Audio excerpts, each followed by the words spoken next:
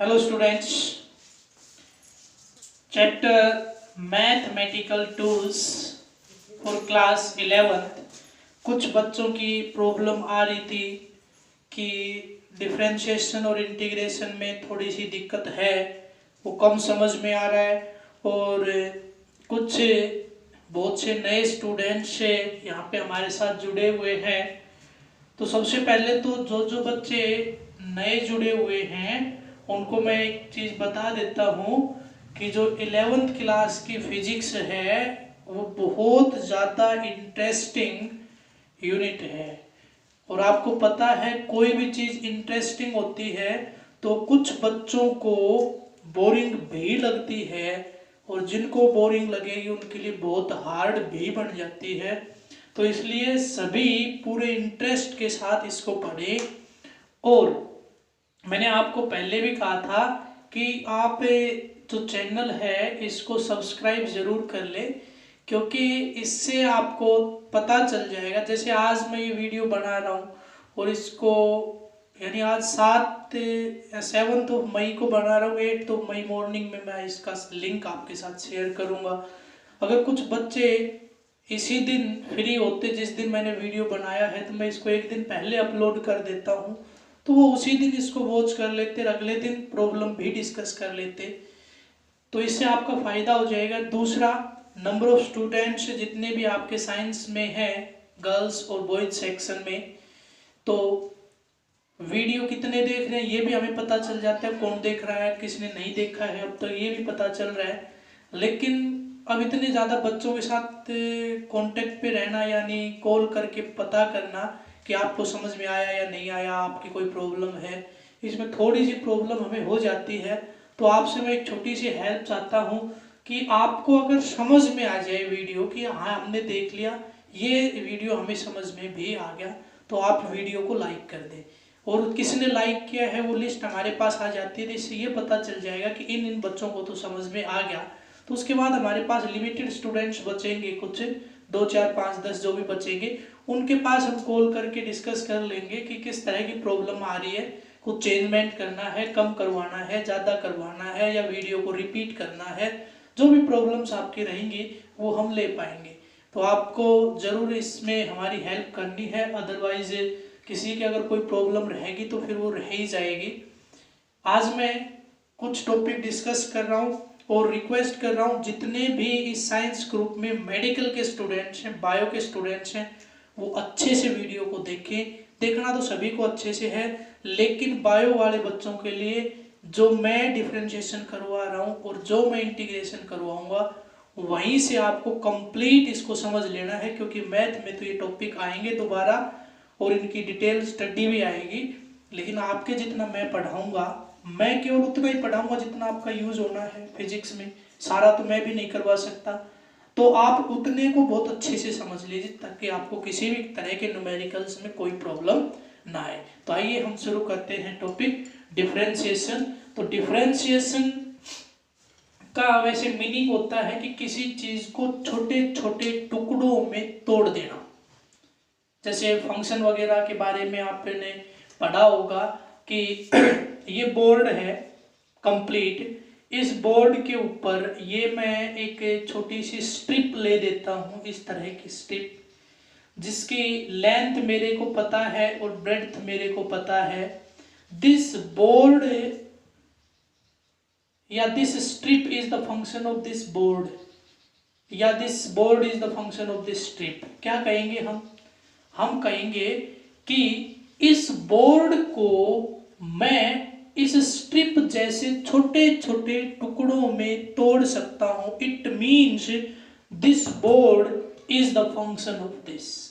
इससे मिल के ये बोर्ड बना हुआ है। ये बोर्ड किससे मिल के बना हुआ है? इस तरह की छोटी छोटी स्ट्रिप्स से मिल के ये बोर्ड बना हुआ है। यानी या हम कह सकते हैं कि डिफरेंशिएशन का मीनिंग ये है कि बड़ी सी चीज को छोटे छोटे टुकड़ों में तोड़ना। फायदा क्या होगा, नुकसान क्या होगा, वो जैसे जैसे टॉपिक आता जाएगा आपको समझ में आता जाएगा कि ऐसा हम क्यों कर रहे हैं। तो काम क्या है, बड़ी सी चीज को छोटे छोटे टुकड़ों में तोड़ना। क्या फायदा होगा उससे? एक बहुत बड़ी जगह है, उसकी लिमिट दे दी कि शुरुआत यहाँ पे हो रहा है, खत्म वहां हो रहा है, और इसका आपको क्या करना है, कंप्लीट को क्या निकालना है आपको, इसका समेशन निकालना है, यानी कंप्लीट एरिया निकालना। तो मैं क्या करूँगा, एक छोटा सा टुकड़ा लेके और उसका एरिया निकाल दूंगा, और ऐसे ऐसे कितने एरिया, उसके लिए तो मैं समेशन यूज कर लेता हूँ, लेकिन यहाँ पे मैं क्या यूज करूँगा, इंटीग्रेशन यूज करूँगा, कि ऐसे कितने टुकड़े से मिलके ये बना हुआ है एक का एरिया, और सभी का क्या कर दूंगा, फिर लिमिट रख दूंगा उसमें, केवल और केवल क्या रख दूंगा, लिमिट रख दूंगा। बस उसको सोल्व करके लिखूंगा तो मेरे पास कंप्लीट आ जाएगा। ऐसे इसका उल्टा कर दे कि कंप्लीट वैल्यू हमारे पास गिवन थी, तो कितने छोटे छोटे टुकड़ों से मिलके बना हुआ है वो हम निकाल सकते हैं। तो बहुत ही इजी और इंटरेस्टिंग टॉपिक है। इंटरेस्टिंग इसलिए है क्योंकि देखिए, आपने कभी सुना होगा कि अगर मैं सपोज मैंने कोई लोन लिया बैंक से, ठीक है, तो बैंक ने कहा कि आपका जो इंटरेस्ट है वो हम 4% लगा रहे हैं। कितना लगा रहे हैं, 4%। अब आपकी जो मंथली जो किस्त जिसको हम बोलते हैं कि मंथली आपको इतना पे करना है, कि सपोज आपको मंथली 2000 पे करना है, और ये जो कंप्लीट इंटरेस्ट जो आपने लिया है ये सारा का सारा जितना भी आपने पैसा लिया है आपको ये 5 ईयर में कंप्लीट कर देना है। कितने में, 5 ईयर में कंप्लीट कर देना है। तो अब क्या होता है, अब होता ये है कि वो हमें बताते तो है 4%, लेकिन वो रेट ऑफ इंटरेस्ट लग जाता है 8%। वो क्या करते हैं, कंप्लीट अमाउंट और कंप्लीट ईयर्स पूरा इंटरेस्ट लगा देते हैं। लेकिन आप सोचिए, शुरू के कुछ मंथ्स तक तो हम भरते जा रहे थे, तो उसका इंटरेस्ट भी हम 5 साल क्यों दें भाई। आज मैंने किस्त भर दी, उसमें बचे आपके 4 ईयर एंड 11 मंथ्स। तो 4 ईयर 11 मंथ्स के बाद जो आपका कंप्लीट अमाउंट रहा, आपका जो भी आपने अमाउंट लिया था बैंक से, वो कितना बचा, जितना भरने के बाद, यानी उसमें से 2000 कम हो गया, वो 2000 हमने उसको दे दिया। अब उस 2000 का इंटरेस्ट उसको हमें देना चाहिए, बैंक वाले को हमें देना चाहिए, जबकि वो पूरे के पूरे 5 साल उसका इंटरेस्ट हमारे से और लेता रहता है। इट मीन्स बात करूं तो 4% बता के 8% ले रहा है। तो कैसे करें, या तो कंप्लीट अमाउंट जो हमने लिया है उसका हाफ कर लो और फिर उसका 5 ईयर का लगा दो। एग्जैक्ट हम भी नुकसान में नहीं है और बैंक भी नुकसान में नहीं है। या फिर कंप्लीट अमाउंट अगर ले रहे हो तो 5 ईयर की जगह पे 2.5 ईयर में आप रेट ऑफ इंटरेस्ट वहां पे ऐड कर दो, तो कितने का, 2.5। ऐसे ही हमारे पास कुछ न्यूमेरिकल प्रॉब्लम्स आएंगी जिनमें मैं बता रहा हूं आपको इंटीग्रेशन और डिफरेंशिएशन का यूज। एक चेन है इस तरह से, और वो चेन एक मेज के ऊपर लटकी हुई है ऐसे, जो नीचे लटकी हुई लेंथ है वो है L। मेरे को इधर फोर्स लगाना, सब कुछ गिवन है, मास वगैरह लेंथ सब कुछ गिवन है, और मेरे को इधर फोर्स लगा के इस टेबल के ऊपर रखनी है। किसके ऊपर रखनी है, टेबल के ऊपर। बताइए वर्क कितना होगा। तो हम क्या करते हैं, मास गिवन इस लेंथ का, इस कंप्लीट लेंथ का मास गिवन, mg फॉर्मूला लगाते हैं, और डिस्प्लेसमेंट कितना होगा, जितनी नीचे इतनी ऊपर लेके जानी है, सब कुछ हो गया। Force is equal to work is equal to force into displacement. तो वहां से आप इसको क्या कर देते हैं, निकाल देते हैं। लेकिन एक गड़बड़ कर दी, जो बैंक आपके साथ कर रहा था वो आपने इसके साथ कर दिया। भाई mg फोर्स तो उसी पे लगाओगे जितनी नीचे लटक रही थी, बाकी ऊपर वाले पे थोड़ी लगाओगे। अगर यहाँ पे फ्रिक्शन नहीं है तो पहले फ्रिक्शन लेस ही पढ़ते, उसके बाद फ्रिक्शन का रोल प्ले करवाते हैं। तो केवल और केवल यहाँ पे भी लेंथ क्या लेनी पड़ेगी, L/2। तो L/2 के लिए ही वर्क करना पड़ेगा, क्यों, लगातार mg घटता जाएगा। तो वो हम इंटीग्रेशन और डिफरेंशिएशन के बिना प्रूव नहीं कर सकते। ऐसे ही क्या होता है कि बहुत अच्छे न्यूमेरिकल्स, हम बहुत अच्छे आर्टिकल हम पढ़ेंगे कि इस तरह से मेरे पास ये गिवन था स्फीयर, मेरे को केवल और केवल इसका एरिया पता था और इसका पता था रेडियस, बस बताइए कंप्लीट का एरिया क्या होगा, फटाक से आप निकाल दोगे, 1 मिनट भी नहीं लगेगी। तो ये आपकी एप्लीकेशन है जो हम फिजिक्स में यूज करेंगे, इंटीग्रेशन और डिफरेंशिएशन। कुछ आपके टर्म्स भी हैं जिनको हम इंटीग्रेशन और डिफरेंशिएशन की हेल्प से डिफाइन करेंगे। तो देखिए अपने पास गिवन है y is equal to x raise the power n, ये मेरे पास गिवन था। अब उसने कहा find the differentiation of y with respect to x, यानी एक y वाली जो इक्वेशन है, कोई क्वांटिटी है बहुत लंबी चौड़ी, उसको x के जैसे छोटे छोटे टुकड़ों में तोड़ दो। तो मैं क्या करूंगा, d by d x of यहाँ पे x raise the power n मैं लिख दूंगा। क्लियर है भाई, इसमें तो कुछ मैंने नया किया नहीं। अब जो होना है वो आपको याद कर लेना है। क्या करना होता है, पहले तो ये पावर ले आइए आगे, पहले तो ये पावर ले आइए आगे, ले आया x के आगे, फिर इसमें से एक सब्ट्रैक्ट कर दीजिए, बस हो गया डिफरेंशिएशन। और कुछ नहीं करना आपको, और कुछ नहीं करना, ये इसका डिफरेंशिएशन हो गया। देखिए एक वैल्यू रख के देख लेता हूं मैं यहाँ पे, कि यहाँ पे मैं लिख रहा हूं y is equal to under root x, लिख सकता हूं कि नहीं, find dy by d x. तो क्या करूंगा, d by d x of under root x, क्या लिख सकता हूं, d by d x of x raise the power 1/2। कुछ भी नया नहीं किया, केवल और केवल इक्वेशन को सिंप्लीफाई किया है, यानी सिंपल फॉर्म में इसको लिखा है। अब करूंगा जो करना है वो, अभी मैंने बताया डिफरेंशिएशन का मतलब क्या है, पावर को आगे ले आइए, किसके आगे, जिसका डिफरेंशिएशन कर रहे हैं उसके आगे। तो x का कर रहे हैं, ये ले आया मैं। फिर उसके बाद जो टर्म है उसको एज इट इज लिख दीजिए, और पावर में से 1 सब्ट्रैक्ट कर दीजिए, 1/2 माइनस 1 ऐसा कर दीजिए। क्लियर है। अब ये क्या बन गया, ये बन गया क्या देख लेता हूं, 1/2 माइनस 1 करूंगा तो 1/1 कर सकता हूं ना इसको। तो यहाँ पे 2 ले लिया मैंने एलसीएम, और ऊपर आया 1 माइनस, नहीं सॉरी हाँ ठीक है, 1 माइनस 2, तो ये आ गया -1/2। तो यहाँ पे सोल्व करने के बाद ये आ गया 1/2 एक्स रेज द पावर -1/2। -1/2 को क्या लिख सकता हूं, 1/√x। तो आपके पास आंसर आ गया 1/2√x।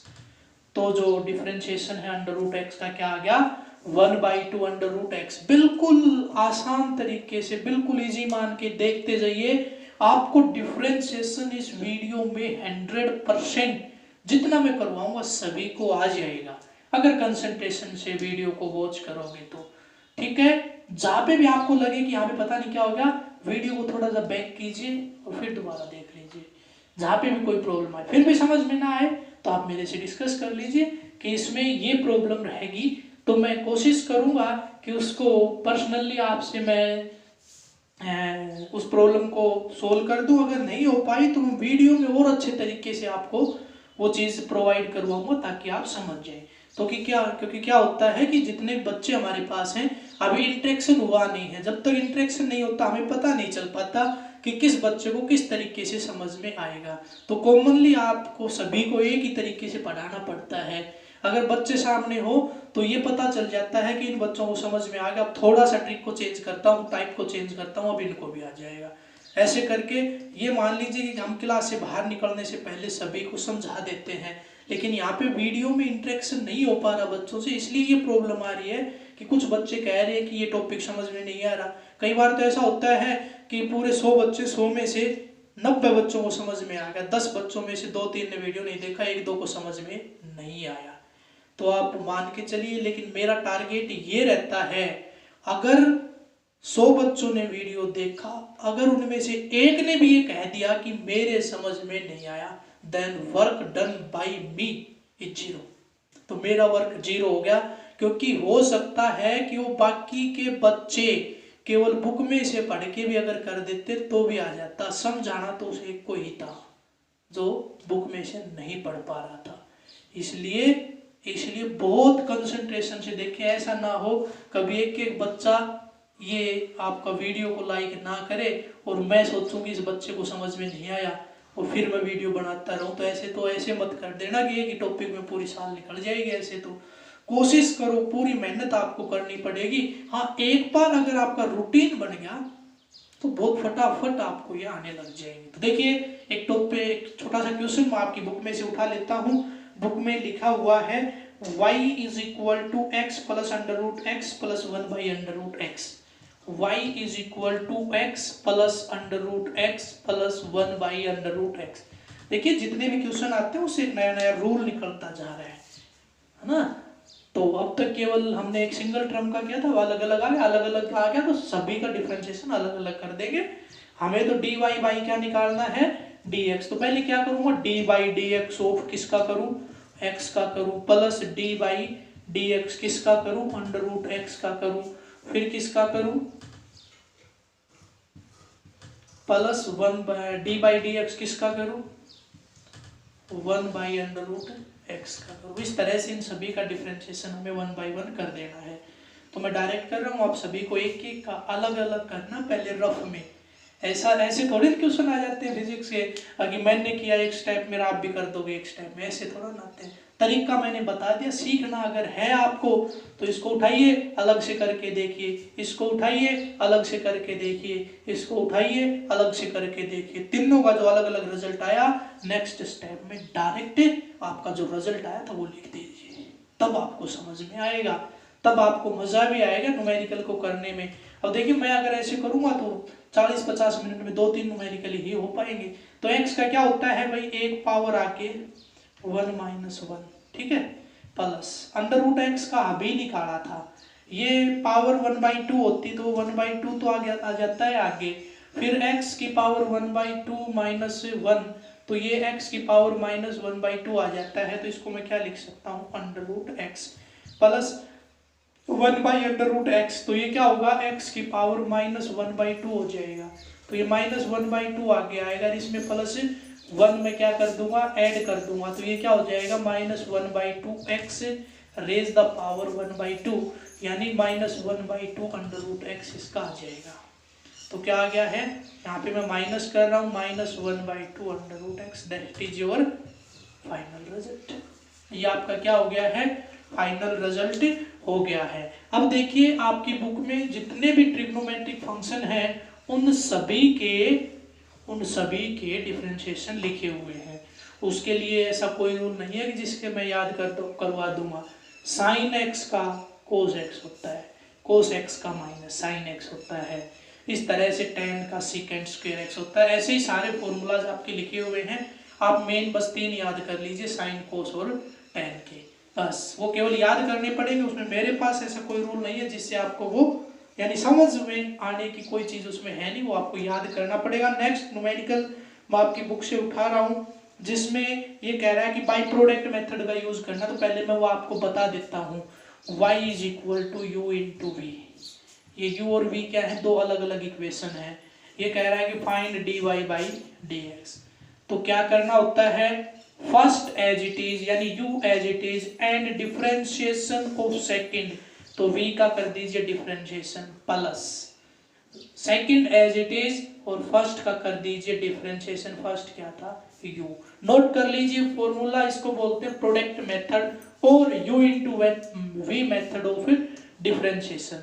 तो u as it is v का differentiation plus v as it is u का डिफरेंशिएशन। इसी से रिलेटेड एक न्यूमेरिकल जो आपकी बुक में है वो मैं लिख रहा हूँ, और बुक में न्यूमेरिकल है 3x² प्लस 7, 3x² प्लस 7, और दूसरी टर्म जो आपकी गिवन है वो है 6x प्लस 3, 6x प्लस 3। तो ये मेरे पास गिवन है क्वेश्चन में y इज इक्वल टू, ये कह रहा है फाइंड dy बाई dx। बहुत इजी सा हो गया है। तो इसको मैं u मान रहा हूँ और इसको क्या मान रहा हूँ मैं, v। तो u एज इट इज, तो ये u की जगह पे क्या लिख रहा हूँ, 3x² as it is differentiation of v का डिफरेंशिएशन मैं अभी थोड़ी देर में बताऊंगा, पहले मैं चलो लिख ही देता हूँ। डिफरेंशिएशन ऑफ सेकंड का मतलब क्या है कि ये आपका 3x स्क्वायर प्लस 7 मैंने एज इट इज लिखा, इसका डिफरेंशिएशन देख लीजिए 6 और इसकी पावर 1, ये 1 आया आगे, 6 इंटू 1 कितना हुआ 6, फिर करोगे इसकी पावर 1 कम, 1 माइनस 1 हो गया 0, किसी की पावर 0 किसके बराबर होती है 1 के बराबर, तो इसका डिफरेंशिएशन 6x का डिफरेंशिएशन क्या आया 6 प्लस। अब देखिए किसी की अगर कोई पावर ना हो यानी इसके पास x की कोई टर्म नहीं है तो क्या मैं ऐसा लिख सकता हूँ x रेज द पावर 0 लिख सकता हूँ, क्योंकि x रेज द पावर 0 1 के बराबर होता है तो 1 से तो हम किसी को मल्टीप्लाई कर सकते हैं, तो अब ये 0 आगे 0 इंटू समथिंग 0, तो कांस्टेंट का क्या हो जाता है 0। फिर उसके बाद क्या सिंबल लगाना है आपको प्लस, तो प्लस लगाया, v as it is, v क्या है आपका, v क्या था आपका 6x प्लस 3, नोट करके रखिए भाई 6x प्लस 3, ये आपका था आपका v।